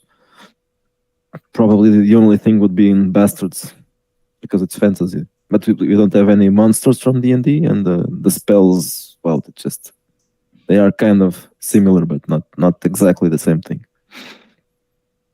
Anyway, I'm going to change a lot of things because I think it sounds better. The name of the attributes, for example, of the abilities. Yeah, they're gonna stop being called abilities. Yeah. I don't like abilities. I prefer attributes. We don't like this yet. So we don't have alignment. So we're gonna stop saying that we don't have alignment. We're just gonna take it out of there. Yeah, there's Just no call it alignment. And there's alignment is definitely not proprietary. It's they can't run through that. But still, if you don't like it, it's stupid to have it there and say that we're not using it. So let's just remove it. Of course, if you're not, you have to mention it. Okay, armor class as well. Sorry. I gotta go, guys. I gotta go eat, and I want to subject you to that. So I'm out. Miguel, Sylvia, thanks for being on, and it was awesome to talk to you guys. Thanks everybody. Pundit, Job, Venture out. See you later, Venture. Oh god, he's gonna leave, and there goes our windows. God damn it. So. Hydra says the one issue with them, that is to say Paizo and company, doing a morality clause is no one will use the open RPG license then. So either they won't or it'll further hurt their company. Win-win for me. Well, yeah, that is the fundamental problem, because if they're creating a morality clause, it means that essentially there'll be somebody in charge of that. There'll be a trust and safety council. I've heard a lot of people saying, no, but they're going to give it to like this non-profit or something. That's not what they said. They said they're going to give it to their law firm, which I'm pretty sure is going to do what they want. And, if there is a morality clause, it'll mean that you're essentially in the same problem as with the OGL 2.0, which is that if somebody doesn't like you, they can cancel all of your products. So that's definitely not a good thing, and it's probably part of why they haven't commented on it. And we're talking about people that say orcs are black people, right? And we shouldn't use races. So their concept of morality is a bit... Yeah, absolutely. Exactly. So I was going to say about some recent developments that have just happened today, which is that I've heard, well, I didn't heard, I know for a fact that Autark, that is Alex Makris's company that does Adventure Conquer King, is now also supporting the ORC, the Open RPG license. And so that's very interesting. And in the comment where, so I asked him, because, we're old friends, I said, well, can you say anything about whether there's going to be a morality clause in this or not? And instead of answering himself, Eric Mona came on there and he said basically a kind of a Weasley sort of answer where he said, we haven't even written it yet, but, I can't really comment on that, but that wouldn't be the main goal of the OGL, right? Which is almost sounding like he's saying that there would be, right? Or, he really doesn't want to say that there is, And then so I kind of pushed him on that again. And then he said, well, certain companies in their particular application of the OGL might do something like that. But, that's not the purpose of what we're trying to do. So I couldn't get him to give an absolute straight answer of no, which is troubling. On the other hand, there's the fact that Alex Makris is on there is surprisingly promising, right? Because he's as based as they come. And so if the rest of these guys, like I'm amazed that he's there, right? I'm shocked that, Nicole Lindros hasn't demanded that he immediately be expelled and banned forever from their alliance, So it might mean that they realize that they have to have a wide tent here. And I certainly trust that if these guys try to pull some crap, Makris is going to be, telling us about it. So that's a good sign, right? Now I had a lot of people in the comments to my latest video. They said, well, they haven't said anything about a morality clause, so you're just engaging in conspiracy theory. And I'm like, no, I mean, the evidence that I have for this is 20 years of dealing with these people. I know how they operate and I know what they think. And like I said, several of them have gone after me personally. So it seems very strange to me. Now, I hope they don't have a morality clause, right? I hope that, in fact, they make it completely open so that everybody can participate, and it does end up being a net positive for the hobby. But that would also be very interesting. So it would mean that when push came to shove, all of these woke companies, their wokeness would basically be performative, right? Because when the bottom line is affected by it, all of a sudden they can cast that completely aside, right? These are the same people that did like the Gamers for Her list back in 2016, where they said, if you don't support Hillary Clinton, if you're a game designer and you don't add your name to the list, we're going to cancel you, So, for them now to suddenly turn into champions of free speech and open gaming, that would be quite ironic. It would be very interesting, because it shows that they made a choice about that compared to what their supposed values are.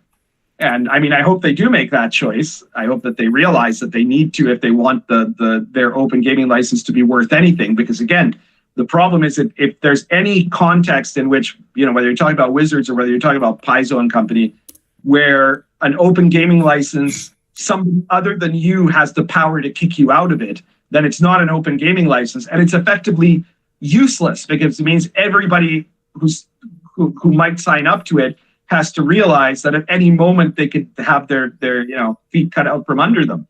So it would be a pointless thing to do. Yeah.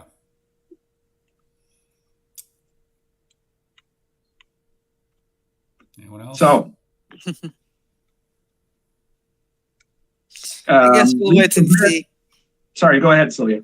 No, I will say that we'll just wait and see, because I think we all agree that Wizards didn't give up. They just retrieved. And I think I don't know, probably not going to work, right? Because I was betting that their tactic would say the toxic fans and needed to protect you for the bet. That's what they were trying to do, right?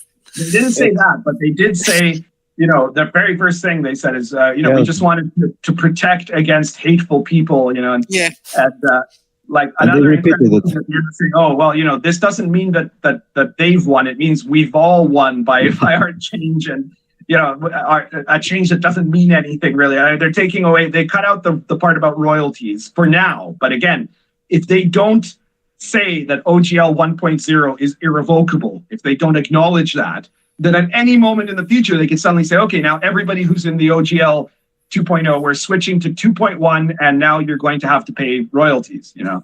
Anybody that trusts them after this is stupid. And another thing that I like was when they said that we never meant to steal your work. Your work belongs to you. We just want to protect ourselves because sometimes people accuse us of stealing their work. They actually said we'd never dream of stealing someone's work. Well, in the DMs Guild on RPG Now, they've always had that same language in there from before. So, yeah, that's right. They're lying. So Legion of Myth says in the chat, he says he gives his version of a morality clause: escapism, not representation; entertainment over activism; natural organic inclusion, not forced diversity. Yeah, well, if they had that in an OGL, that would probably be okay. I could sign up for that one. Yeah. Griffith Morgan says, hey, Griffith, Pundit is also outlining why the online platform WotC wants to make is a bad idea for consumers. They can also just cut you off because they decided they don't like you. Yeah, that is a big issue for that, Now, here's what I would have done if I was consulting for WotC. The problem is that they wouldn't want me to consult for them now, but they probably should, because I usually get this stuff right. I got it right about 4E. I got it right about 5E. I would have told them, look, don't put out this ridiculous statement that you put out. Instead, immediately make the state that the OGL 1.0 is actually something that you cannot remove. So establish that, go back on the biggest thing that everybody's protesting against, and then make a new game system license for 1D&D. Say 1D&D will not be under the OGL 1.0. It'll have its own game system license. And then in that license, instead of charging people royalties, create a kind of promotions program where you encourage people to make 1D&D content, and the best ones the people that make the best 1D&D content, which will be easy to tell because they'll be the ones that'll sell the best, will then be, they'll have their products promoted by Wizards in exchange for Wizards taking a small cut, right? But it'll mean more profits for the person that does it, right? It'll be a partnership program, and the really good ones will get hired to produce Wizards books if indeed Wizards continues making books apart from the 3 core books of 1D&D, which is not absolutely sure right now. Because one thing's for sure, a lot of these independent third-party, producers of 5e products made way better products than anything that the typing monkeys at Wizards, the mediocrities that they have there right now can do. So there would be a way that you could fire your entire useless staff and be able to tap into the best, most creative people in the industry, right? It's not unlike, what George Lucas used to do when he was still the owner of Star Wars, which is if someone made like a Star Wars fan film and it was really good, he wouldn't send them a cease and desist order. He'd send them an offer to come and work for Industrial Light and Magic, right? That's the way to do it, because then your fans love you, because some of them will have that, the problem. The reason that there was so much pushback against the OGL, when you think about it, yes, the people that are current publishers obviously have a lot of clout and were pushing that, and some of their fans were pushing it because of that.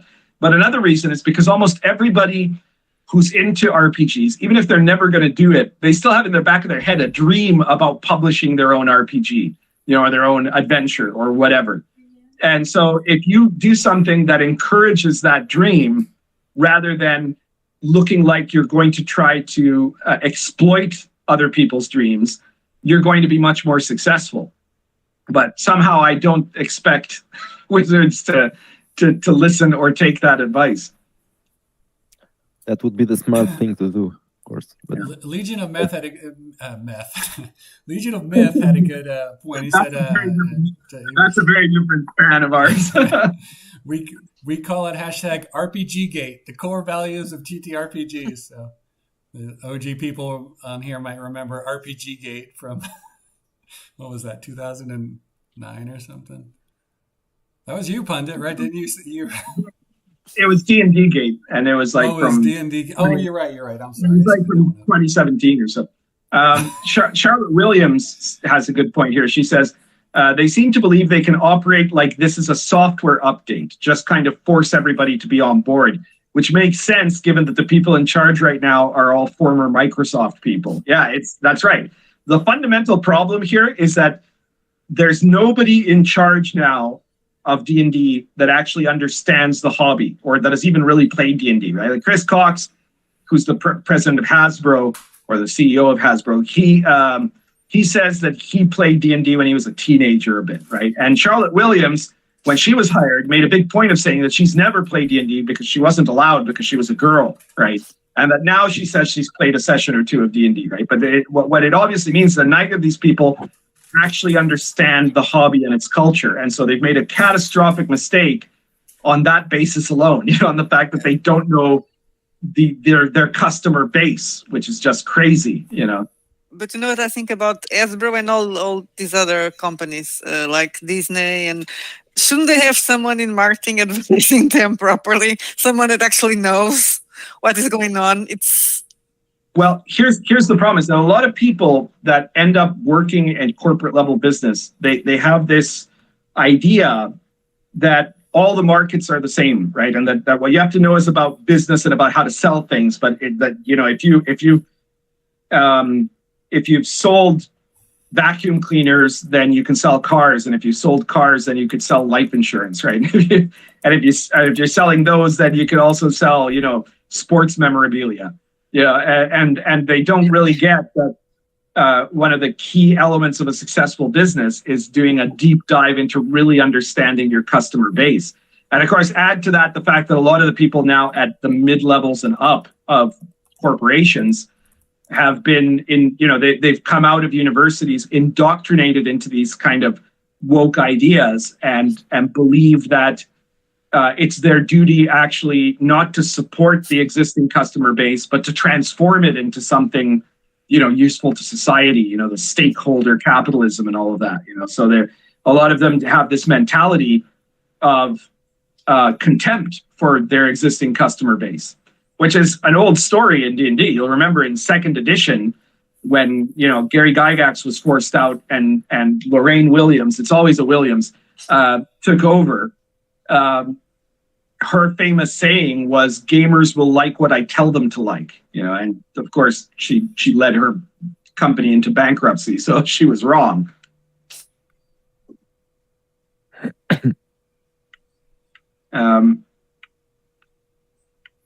What else have we got here? John Gus says, what about Jeremy Crawford and Chris Perkins? This is affecting their reputations. Will they stay? What do you think about that? Do they have reputations? I guess among some like totally inexperienced 5e people, they think Jeremy Crawford is the guy with all the answers or something. But like really, they're both people that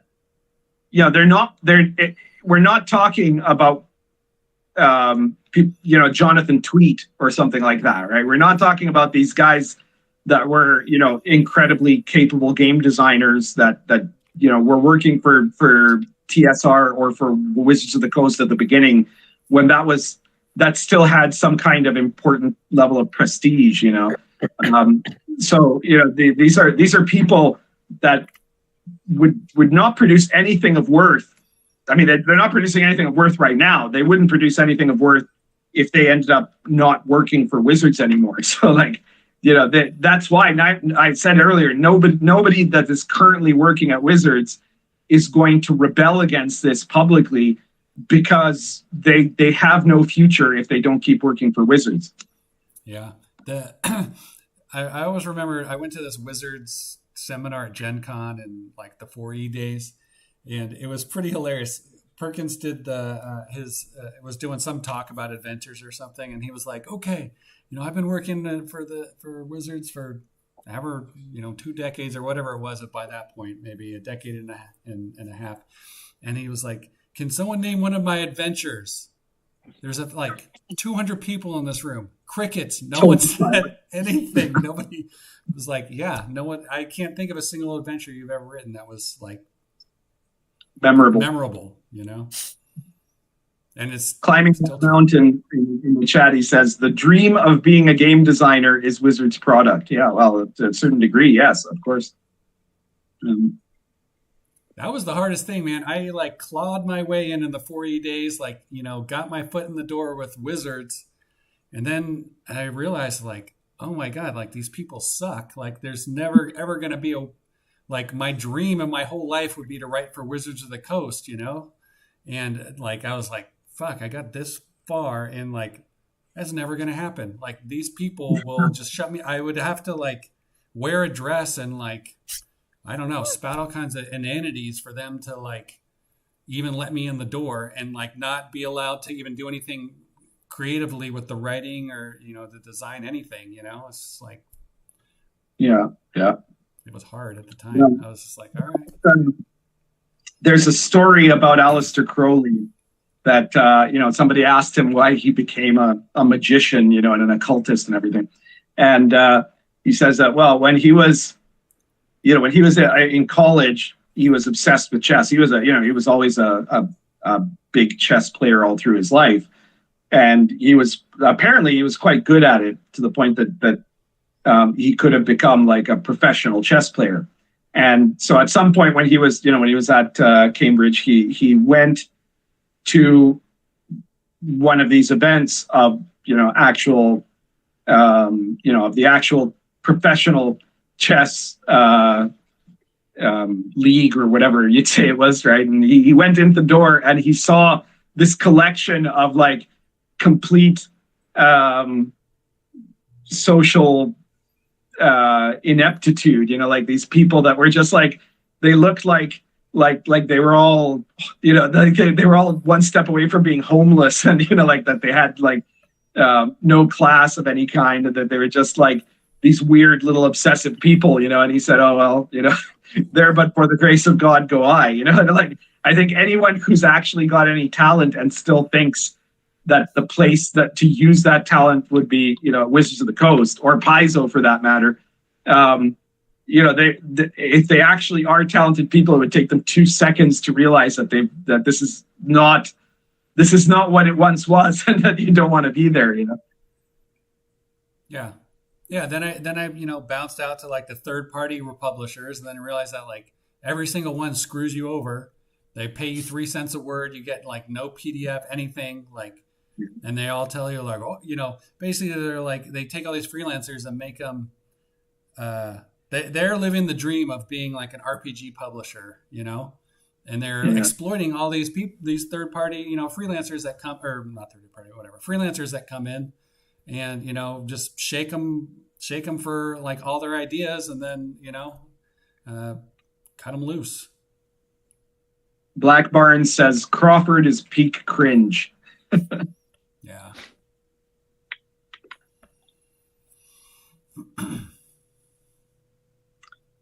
Jack TH says to you, Job, you as a writer always need to strike out on your own as a designer or writer. Right. Yeah. Well, I mean, I've done some stuff with Lamentations, so I mean that he's got a different model there, but yeah, absolutely. Yeah, even then, he's not great at his job, unfortunately. Oh, love the guy though. He's the closest thing to what we need, but he's not quite there. I tell Well, him this all the time. I'm lucky enough to not have to self-publish because I'm in enough of a position that I can shop for publishers, and I've been very lucky with all the ones I've had so far. So it's working for me. All right. Let's. I have some more questions. I feel like we're ignoring our guests and just. That's okay. We Okay, just so, went the quiet because esoteric- it's 3 a.m. here, so it's like the Esoteric Order of Nerdity asked quite a while ago.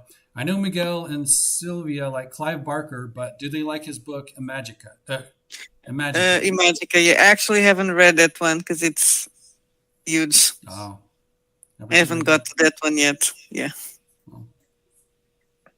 Okay, sorry, Esoteric. But that Order one of is more Nerdity. fantasy. Yeah, I think that one is more fantasy. I read other of his books that are more in fantasy, but not that one. I was avoiding that one because it's huge. And also, although I like Clive Barker, I think he has a problem.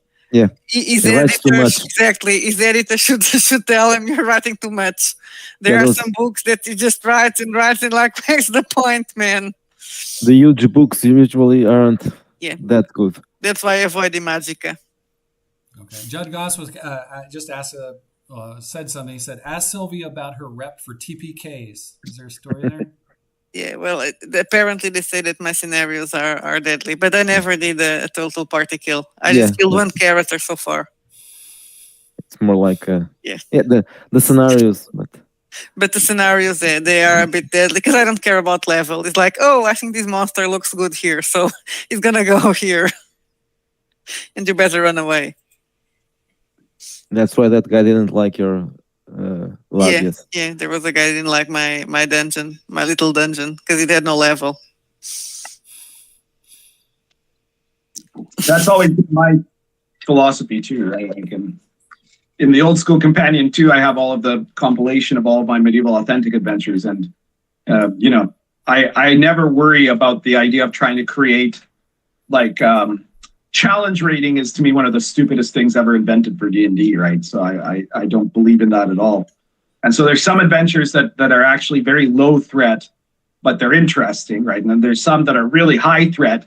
And so if you're not playing high level characters in them, you're probably going to have a tough time, but they'll be really interesting too, right? Because of that. Yeah, it sounds a little bit like a computer game.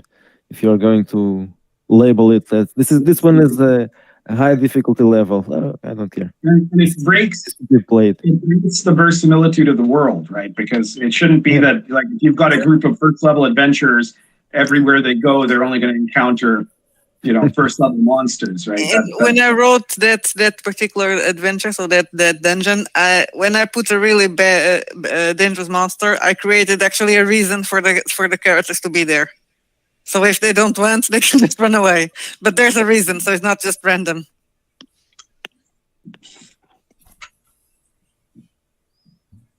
Well, we got a super chat from someone named KJ for 99 cents. And it's a poop emoji. Okay. Thank you, KJ. That's one of my kids behind me screwing with us. Oh, I see. Well, very good. Thanks for giving us some of their money. That's really my money. God damn it.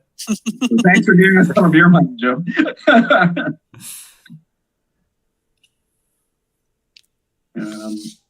But let me tell you, I still find it interesting that apparently people like my adventures. Cool. Yeah, well, I like Sylvia's adventures and they work. Yeah, I think he's one of the person that has tried them, so I will believe him. I'm working on this one right now. I'm only halfway through it, though. That was the first one one of the first ones that I wrote. So probably would be better if I did it now. But okay. So you're the one that came out the Lamia poison in this? Yeah. That one is really mine. It went silver today, by the way. Oh, wow. Yeah. Okay. Yeah, it would certainly be better in terms of layout if I did it today. So not the adventure itself, but the layout is quite.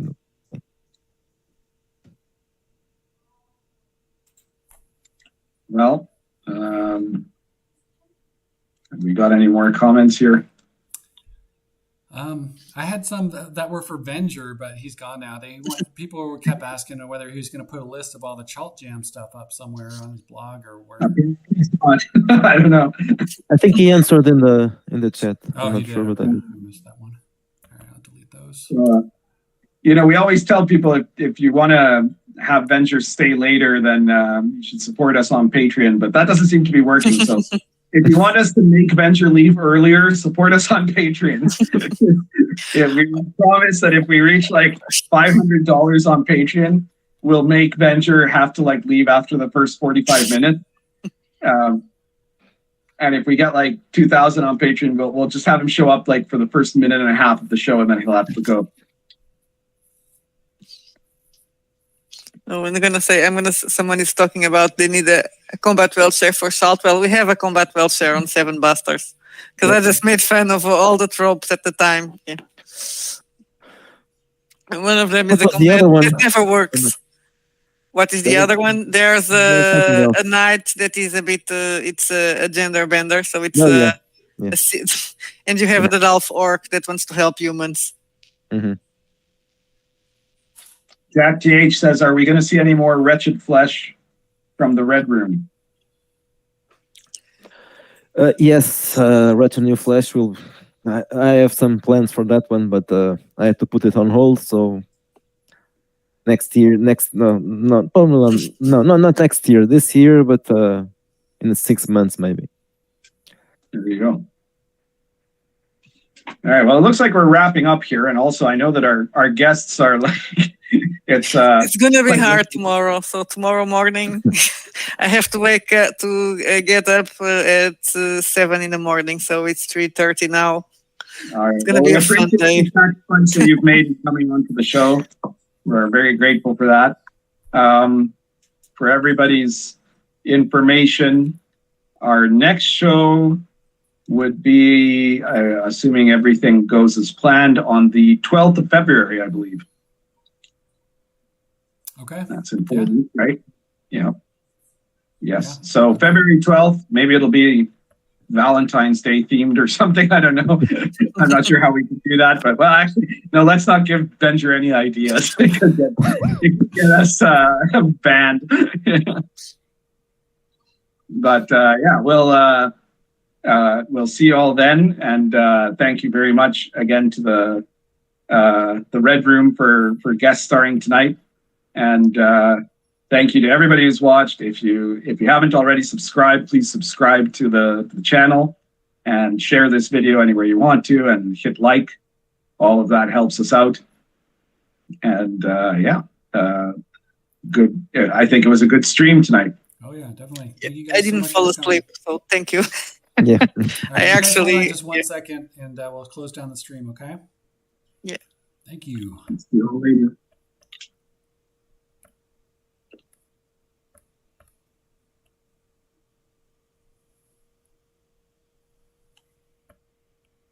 Yeah.